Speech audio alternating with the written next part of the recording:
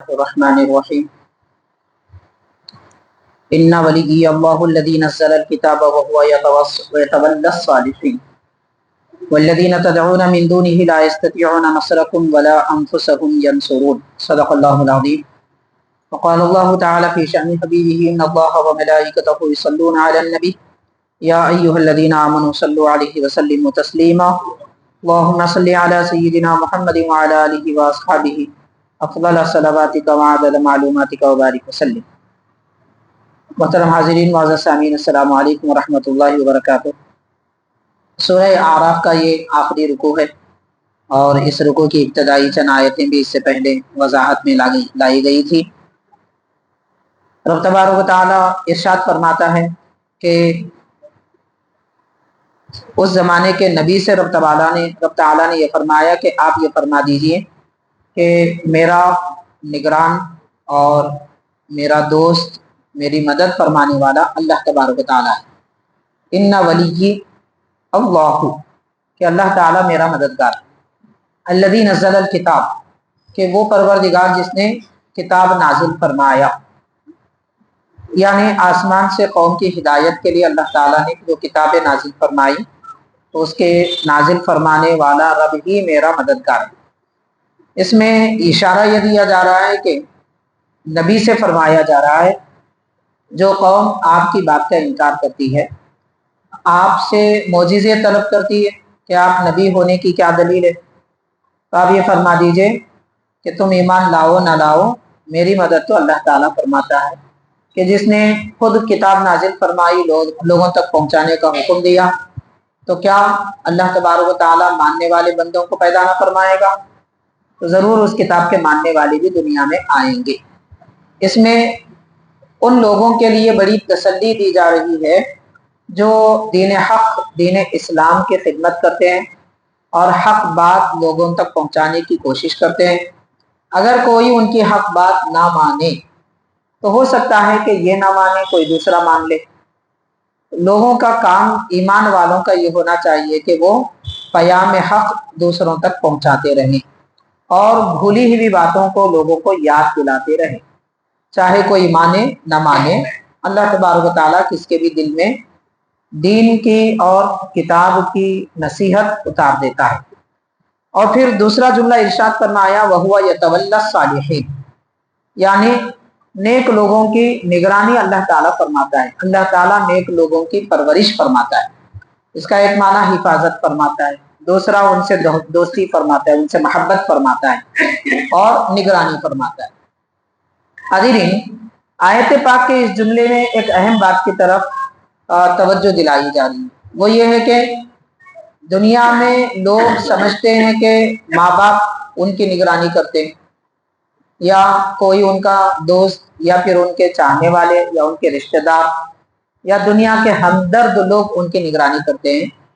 لیکن جو نیک ہوتا ہے اس کی کوئی نگرانی کرے نہ کرے، اللہ تعالیٰ ضرور ان کی پرورش فرماتا ہے۔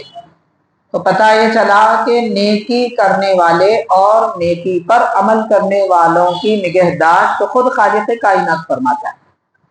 اس اعتبار سے قوم مسلم کو، جبکہ وہ دین اسلام پر قائم رہے اور دین حق کو پہچانے، تو ایسے قوم کو نہ کسی پاور کی ضرورت ہے، نہ کوئی دولت کی ضرورت ہے، نہ ہی کسی کی طاقت اور قوت کی ضرورت ہے۔ اللہ تعالیٰ ہی ان کی نگرانی فرماتا ہے۔ یہ جو عام طور پر اب جو حالات ہم کو دیکھنے کو مل رہے ہیں کہ تقریباً دنیا بھر میں مسلمان نہتے ہیں، کمزور ہیں، ان کا کوئی نگہداشت کرنے والا نہیں ہے۔ اب جو حالات بتائے جا رہے ہیں، جیسا کہ لوگ جو باتیں کر رہے ہیں کہ اگلے حالات بڑے مشکل ترین ہوں گے، پریشانیاں ہوں گی اور کھانے پینے کی اشیاء پر پابندی لگے گی، یا پھر ضرورت کی اشیاء وقت پر میسر نہ آئے گی۔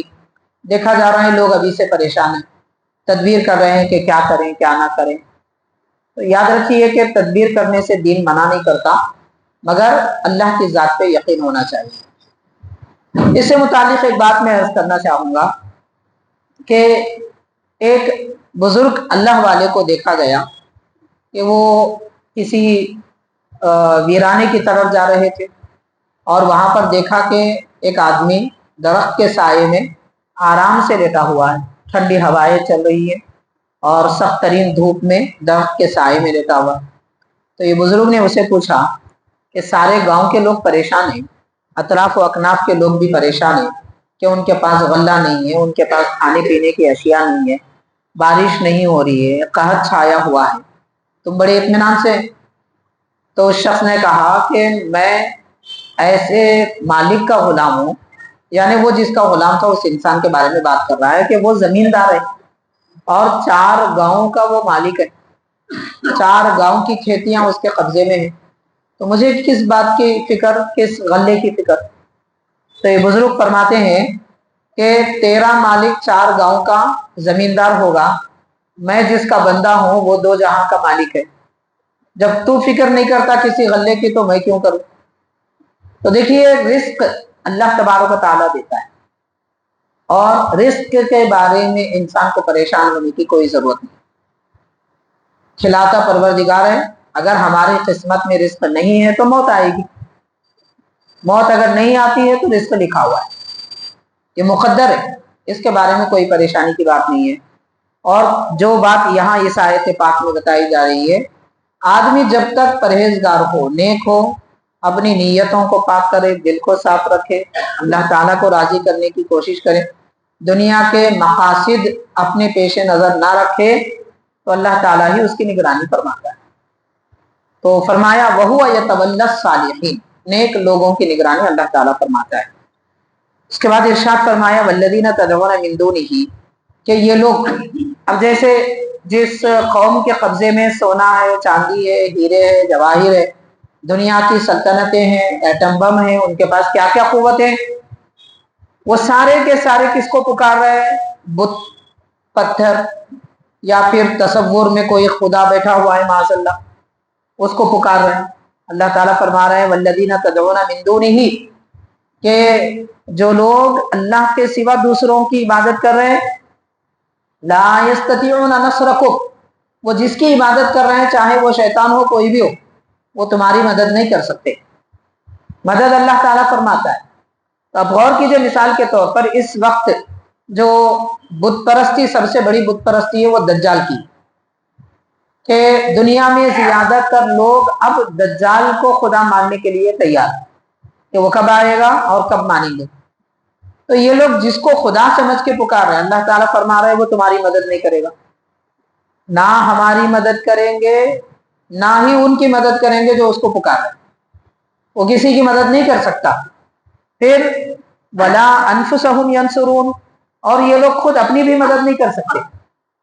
मतलब जैसे कुरान पाक में एक जगह इरशाद फरमाया अल्लाह तबारक व तआला ने कि ये लोग जिसको खुदा समझकर नऊज़ बिल्लाह परस्तिश कर रहे हैं, उनका हाल ये है कि उनके सामने पड़े हुए मीठे पर मक्खी अगर एक जर्रा उठाकर ले जाए, ये उसे हाँक नहीं सकते, रोक नहीं सकते। तो ऐसे लोग क्या उसकी मदद करेंगे जो इनको खुदा समझ रहा है। तो परवरदिगार हकीकत में वाली है, हकीकत में नासिर है, हकीकत में कुदरत वाला है, वही मदद फरमाता है। जो बुत परस्ती करते हैं उनकी भी मदद अल्लाह फरमाता है, जो नाफरमान है उनकी मदद भी अल्लाह ताला फरमाता है, जो शैतान को मानते हैं उनकी भी मदद अल्लाह ताला फरमाता है। तो क्या रहमान के मानने वालों की अल्लाह मदद नहीं फरमाएगा?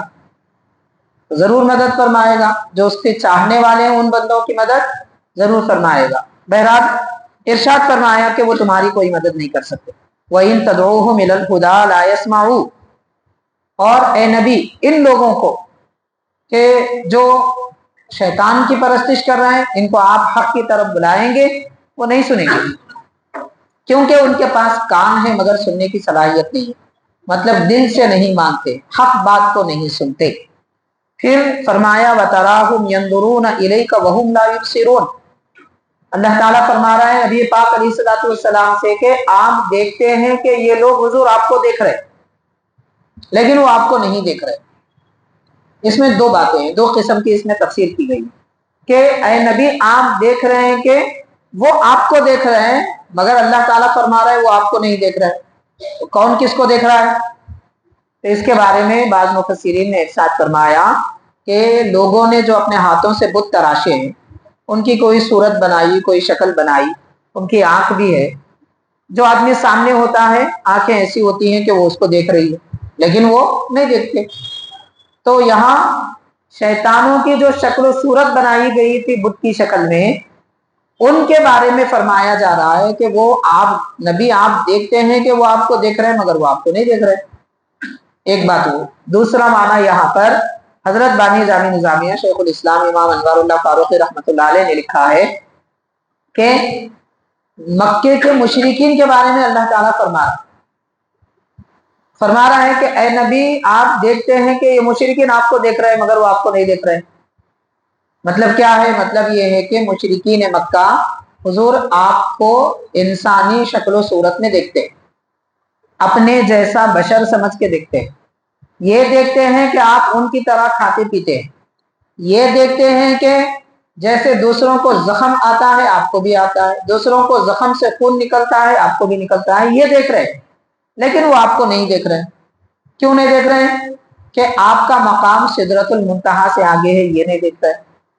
آپ کی آنکھوں نے رب کو دیکھا ہے, وہ یہ نہیں دیکھ رہے. اور آپ نے چاند کے 2 ٹکڑے کیے ہیں, وہ یہ نہیں مانتے.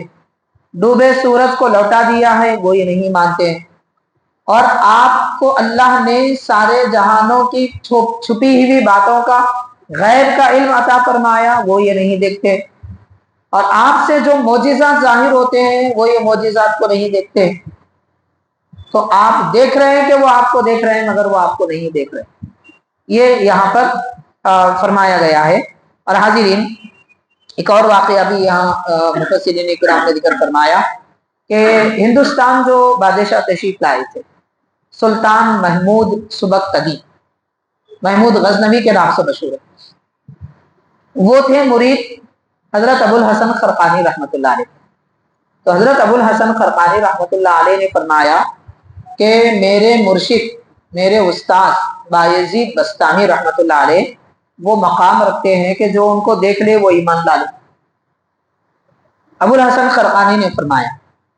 تو محمود غزنوی نے پوچھا کہ حضرت حضور پاک صلی اللہ علیہ وسلم کو دیکھنے والے کافر مشرک ابو جہل ابو لہب وہ ایمان نہیں لائے, تو بایزید بستامی کی ایسی کیا بات ہے کہ ان کو دیکھنے والے ایمان لائیں گے؟ تو ابو الحسن خرقانی رحمۃ اللہ علیہ نے فرمایا کہ بیٹا نبی پاک علیہ الصلوۃ والسلام کو ابو جہل نے, ابو لہب نے, دوسرے مشرکوں نے محمد بن عبداللہ کی نظر سے دیکھا تھا. انہوں نے محمد الرسول اللہ کے مقام سے نہیں دیکھا. اگر حضور کو وہ رسول اللہ کے طور پر دیکھتے تو ایمان لاتے. انہوں نے یہ سمجھا کہ یہ ہمارے جیسے انسان ہیں, عرب میں پیدا ہوئے, قریش کے خاندان میں آئے, یہ سمجھ کر دیکھا تھا, اس لیے نہیں جانے نہیں پہچانے. تو پتا چلا دل کی آنکھ سے پردہ اٹھتا ہے تو حق نظر آتا ہے, سر کی آنکھوں سے تو لوگ بہت کچھ دیکھتے. اب دیکھیے کہ بے ستون کا آسمان اتنا بڑا زمانے سے کھڑا ہوا ہے, سارے لوگ دیکھ رہے ہیں, بڑے بڑے سمجھدار دنیا کے عقل مند جنہوں نے پلین بنائے, جنہوں نے اور میزائل بنائے, جنہوں نے سیٹلائٹ بنایا, اتنی ترقی کرنے والے لوگ, ان کو آج تک آسمان کو دیکھ کر اتنا نہیں سمجھ میں آیا کہ اس کا پیدا کرنے والا اللہ ہے. اس کے برخلاف ہم جیسے لوگوں کو دیکھو, ایک گنڈی نہیں بنا سکے مگر ہماری عقل میں ہے ماشاء اللہ کہ یہ جہاں کو بنانے والا پروردگار ہے. تو عقل کس کی بڑی ہے, ان لوگوں کے جو پلین بنائے ہیں یا ان لوگوں کے جو زمین پہ چلتے ہیں؟ تو زمین پہ چلنے والوں کی عقل بڑی ہے کیونکہ انہوں نے خالق کو پہچانا ہے. تو دل کی آنکھ سے پردہ ہٹنا ضروری ہے, تبھی جا کے اللہ تعالیٰ سمجھ میں آتا ہے, اللہ تعالیٰ کے جلوے نظر آتے ہیں اور اس کے خالق و پروردگار ہونے کا معنی کھلتا ہے. بہرحال یہاں پر وہی فرمایا گیا. پھر ارشاد فرمایا کہ جو لوگ حضور آپ کو نہیں مانتے خود العفو ہوا, ان کو معاف کر دیجیے. نہیں مانتے تو مارنا یا پھر کوئی اور بات کرنا یا پھر سختی اختیار کرنا, یہ تعلیم اسلام نہیں دیتا. اسلام یہ فرماتا ہے حق بات پہنچاؤ, نہیں مانتے تو ان کے حال پہ چھوڑ دو. تو فرمایا خذ العفو کہ معافی کو اختیار کیجیے, وامر بالعرف اور بھلائی کا حکم دیجیے, واعرض عن الجاہلین اور جاہلوں سے منہ پھیر لیجیے. حاضرین جاہل کا مطلب کیا؟ جو نہیں جانتا اسے جاہل نہیں کہتے, جو نہیں مانتا اسے جاہل کہتے. جو نہیں مانتا وہ جاہل ہے, نہ جاننے والا جاہل نہیں ہے. مثال کے طور پر آپ دیکھیے بڑے بڑے انجینئر، ڈاکٹر، وکیل ہر قسم کی گتھیاں سلجھاتے ہیں مگر اسلام کو نہیں مانتے، دین کو نہیں مانتے، حق کو نہیں مانتے. وہ جاہل ہے. ان کو یہ نہیں بولیں گے کہ وہ نہیں جانتے ہیں، پڑھے لکھے نہیں ہیں. پڑھا لکھا نہ ہونے والا آدمی بھی سمجھدار ہو سکتا ہے اور پڑھا لکھا آدمی بھی بے وقوف ہو سکتا ہے. علم سے عقل کا کوئی تعلق نہیں ہے. علم کے ساتھ عقل ہے تو علم ہے، اور عقل کے ساتھ علم نہ ہو تو عقل ہے، عقل مند ہے. مگر علم کے ساتھ عقل نہ ہو تو جاہل ہے. تو جہالت عقل نہ ہونے کو کہتے ہیں، چاہے وہ ان پڑھ کے پاس ہو یا پڑھے لکھے کے پاس ہو. تو بے عقل کو جاہل کہتے ہیں، بے علم کو جاہل نہیں کہتے. یہ سمجھنے کی ضرورت ہے. تو ارشاد فرمایا آپ جاہلوں سے منہ پھیر لیجئے. وَإِمَّا يَنزَغَنَّكَ مِنَ الشَّيْطَانِ نَزْغٌ فَاسْتَعِذْ بِاللَّهِ. اے انسان، اے مخاطب، جب شیطان کی طرف سے کوئی کھنچاؤ آ جائے تو فوراً اعوذ باللہ پڑھ لو. مطلب خیر کا ارادہ کرنا چاہتے ہیں، فوراً شیطان دوسری طرف مائل کرتا ہے. خیرات کرنا چاہتے ہیں، شیطان مائل کر دیتا ہے، دور کر دیتا ہے. نماز پڑھنا چاہتے ہیں، شیطان دور کر دیتا ہے. فوراً اعوذ باللہ من الشیطان الرجیم پڑھ لو. تو کیا ہوتا ہے؟ شیطان انسان سے دور بھاگ جاتا ہے.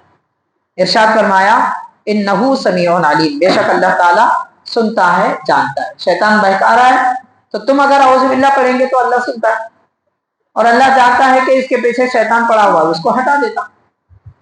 یہ فمانا ہے انہ سمیع علیم کا. پھر ارشاد فرمایا ان الذین اتقوا اذا مسهم طائف من الشیطان تذکروا. لوگوں میں ایسی بھی جماعتیں ہیں جب شیطان ان کو چھو لیتے ہیں فوراً اللہ کو یاد کر لیتے ہیں. مطلب یہ کہ اگر شیطان کی طرف سے کوئی بات آئی، جیسے غفلت کی بات ہو، گناہ کے ارادے کی بات ہو، یا سستی کاہلی کی بات ہو، یا دین سے دوری کی کوئی بات آ جائے، فوراً اللہ کا ذکر کرے تو وہ غفلت دور ہو جائے گی، وہ سستی کاہلی دور ہو جائے گی. تو رب تبارک و تعالیٰ کو یاد کرتے ہیں. فَإِذَا هُمْ مُبْصِرُونَ. ایسے لوگ دیکھنے والے، اگرچہ کہ وہ اندھے ہو، نظر نہ آتا ہو، مگر دیکھنے والے وہ لوگ ہیں جو جب شیطان کی طرف سے کوئی وسوسہ آتا ہے یا کوئی برائی آتی ہے تو فوراً اللہ تعالیٰ کو یاد کر لیتے ہیں. وَإِخْوَانُهُمْ يَمُدُّونَهُمْ فِي الْغَيِّ ثُمَّ لَا يُبْصِرُونَ. اور ان کے جو بھائی، مطلب ان کے ساتھ اٹھنے بیٹھنے والے، ایمان والوں کے ساتھ رہنے والے کافر مشرک، وہ ایسے ہیں کہ ان کو سرکشی میں ڈوبو دینا چاہتے ہیں، پھر کوئی کمی نہیں چھوڑتے، مطلب پیچھے پڑ جاتے ہیں. جیسے نیک لوگوں کے ساتھ بدکار دوست ہوتے ہیں کہ نیک آدمی عبادت کی طرف آنا چاہتا ہے، بدکار کہتے ہیں ادھر چلیں گے، سیر تفریح کریں گے، فلاں کر لیں گے، اس طرح بہکاتے ہیں. تو ان لوگوں سے دور رہ جائیے. پھر فرمایا وَإِذَا لَمْ تَأْتِهِمْ بِآيَةٍ قَالُوا لَوْلَا اجْتَبَيْتَهَا. مشرکین انبیاء کرام کو معاذ اللہ یہ طعنہ دیتے تھے کہ اگر اللہ تعالیٰ کی طرف سے کوئی نشانی نہ آئے تو وہ کہتے تھے کہ اللہ نے تم کو نہیں چنا ہے. معاذ اللہ، اللہ تعالیٰ ہر وقت ہر ایک کی ارادے اور خواہش کو پوری نہیں کرتا، اس کو ضرورت نہیں ہے.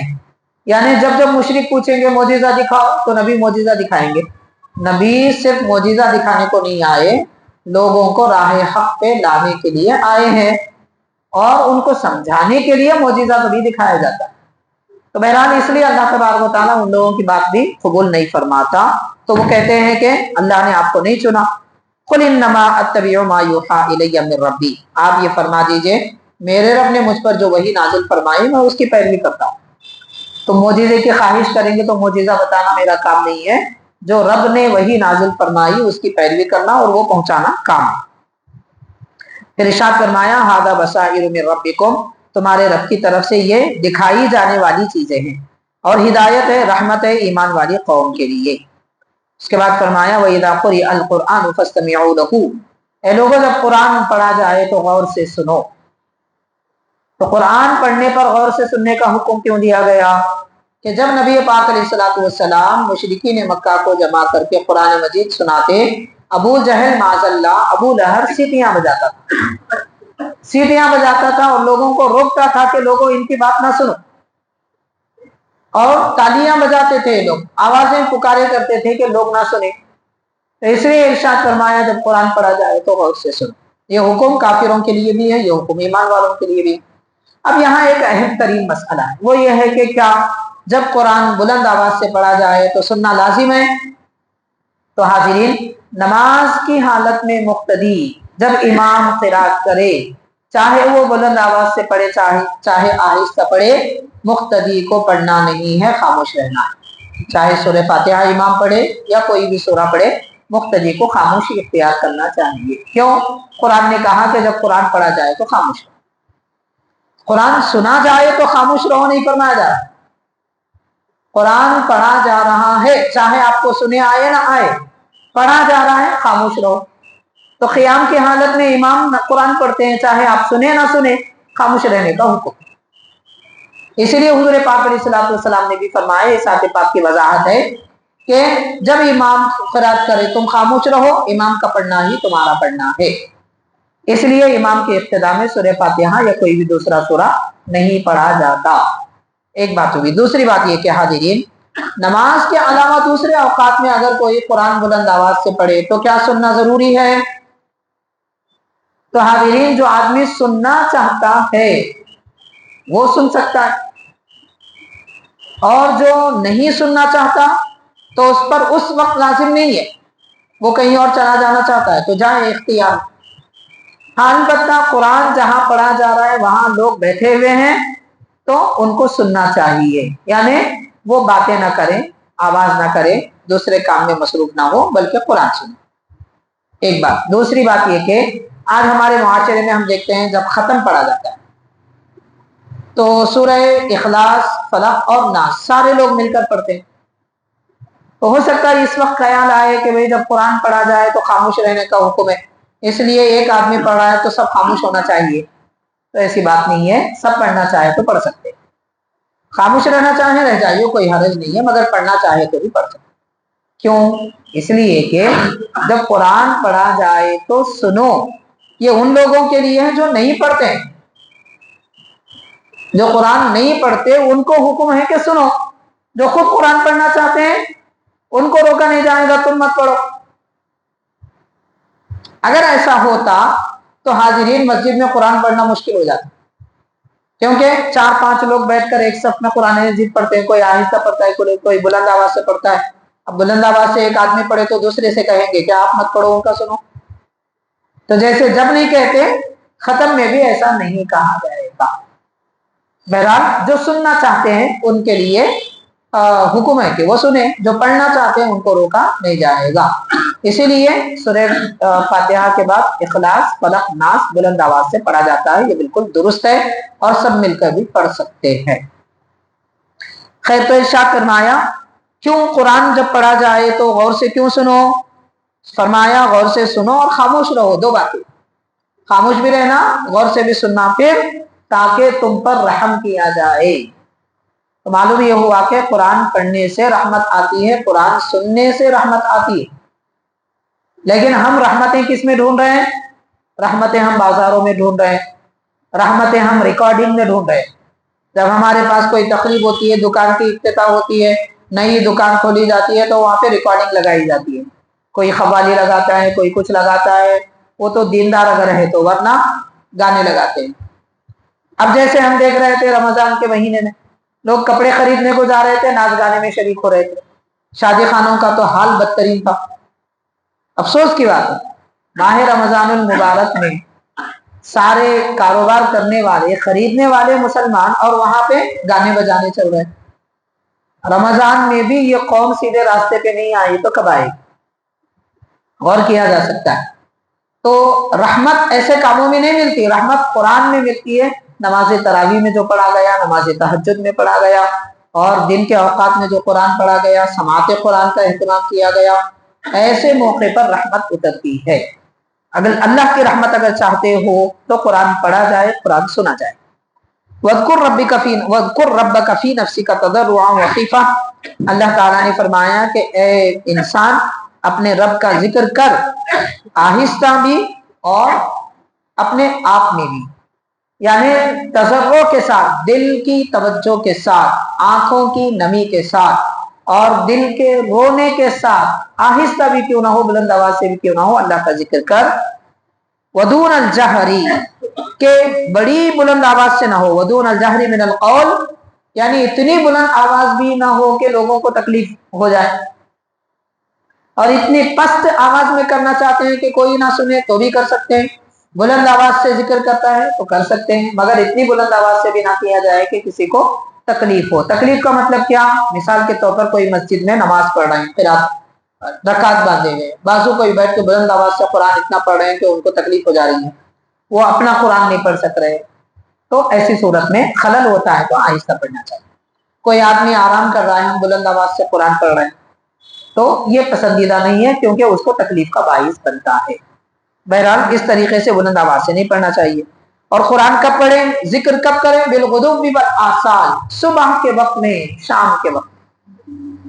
ذکر کا اہم ترین وقت ہے یہ، صبح اور شام، تو اس وقت ذکر کیا جائے۔ پھر فرمایا وَلَا تَكُن مِّنَ الْغَافِلِينَ، اور تم غافلوں میں سے نہ ہو جاؤ، یعنی اللہ تعالیٰ کو یاد کرو۔ إِنَّ الَّذِينَ عِندَ رَبِّكَ، بے شک آپ کے رب کے پاس جو لوگ موجود ہیں، لا يستكبرون عن عبادته، یعنی فرشتے، غیب کی مخلوق، وہ اللہ تعالیٰ کی عبادت سے منہ نہیں پھیرتے، وَيُسَبِّحُونَهُ، اور اس کی پاکی بیان کرتے ہیں، وَلَهُ يَسْجُدُونَ، اور اس کے دربار میں سجدہ ریزی کرتے ہیں۔ تو بہرحال یہ آیت سجدہ ہے، اس میں بتایا جا رہا ہے کہ دنیا کی ساری مخلوقات اللہ کی پاکی بیان کرتی ہے، اور سب کے سب اللہ کی تسبیح بیان کرتے ہیں، ذکر کرتے ہیں، عبادت کرتے ہیں، سجدہ کرتے ہیں۔ تو ایمان والوں کو بھی حکم دیا گیا کہ تم سجدہ کرو۔ تو آیت سجدہ ہم نے پڑھی، آیت سجدہ آپ نے سنی، تو جب جلسے کا اختتام ہو جائے تو ایک سجدہ کر لیں، اس سے سنت مؤکدہ ہے سجدہ کرنا، اگر سن کر نہ کیا جائے تو گناہ گار ہوں گے، لیکن سنت کے خلاف ورزی ہوگی اگر نہ کریں تو سنت ادا ہوگی، اور سجدہ نہ کرنے کا جو گناہ ہے وہ بھی ختم ہو جائے گا۔ بہرحال ایک سجدہ یہاں پر کیا جائے۔ سورہ اعراف یہاں پر مکمل ہوا، اس کے بعد سورہ انفال کا آغاز ہوگا انشاءاللہ تعالی۔ اگلی نشست میں سورہ انفال کی تفسیر بیان کی جائے گی۔ اللہ تبارک و تعالی قرآن مجید سمجھنے کی توفیق عطا فرمائے۔ ماہ رمضان المبارک کے بعد بھی ہماری زندگی رمضان کے جیسی عبادتوں میں، ذکر میں گزارنے کی توفیق دے۔ قرآن پاک کی تاثیر ہمارے دلوں میں مؤثر انداز ہو جائے، اس سے روح کو ہماری تازگی ملے۔ پروردگار تیرے دربار میں سجدہ کرنے والے بندوں میں ہمارا شمار فرما، اور ہم سب کو سجدوں کی لذتیں عطا فرما۔ صلی اللہ تعالی وسلم علی خیر خلقہ سیدنا محمد وعلی آلہ واصحابہ اجمعین، والحمد للہ رب العالمین۔